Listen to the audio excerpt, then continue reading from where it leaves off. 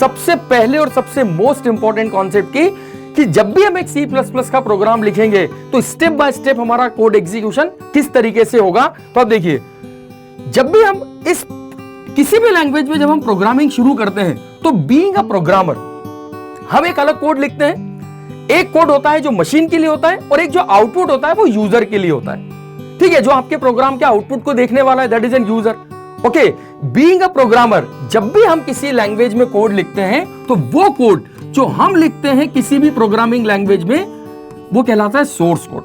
That is called a source code. Source code मतलब क्या? A code which is written by a programmer to make a program, कि किसी भी program को बनाने के लिए जब as a programmer, as a developer जब हम कोई कोड लिखते हैं, जैसे भी आप जब C++ पढ़ेंगे तो मैं आपको C++ में कमांड बताऊंगा कि बहुत सी आउट ये है, सीन ये है, इंट ये होता है, फॉर लूप ये होता है। तो आप क्या करेंगे? उन सारी कमांड को यूज करेंगे और एक प्रोग्राम बनाएंगे।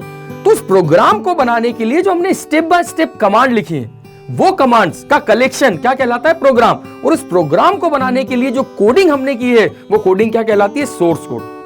तो C++ के प्रोग्राम का जो सोर्स कोड होता है वो जिस फाइल में स्टोर होता है उस फाइल का नाम होता है .cpp फाइल। ध्यान रखना, .cpp फाइल मतलब C++ के प्रोग्राम के एक्सटेंशन होता है .cpp।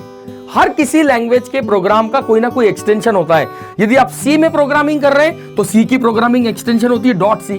I hope you know what is extension, कि जब भी किसी फाइल का नाम दिया जाता है तो डॉट लगा के उसके आगे कुछ वर्ड होता है, that is called an extension. .c, .cpp 2 या 3 लेटर होते हैं, कई बार 4 लेटर भी होते हैं। जावा में 4 लेटर का एक्सटेंशन होता है, HTML में 4 लेटर का एक्सटेंशन होता है। तो सपोज अगर मैंने C++ में प्रोग्राम लिखा और अगर मैंने मेरे प्रोग्राम का नाम रखा है first, so what is the extension?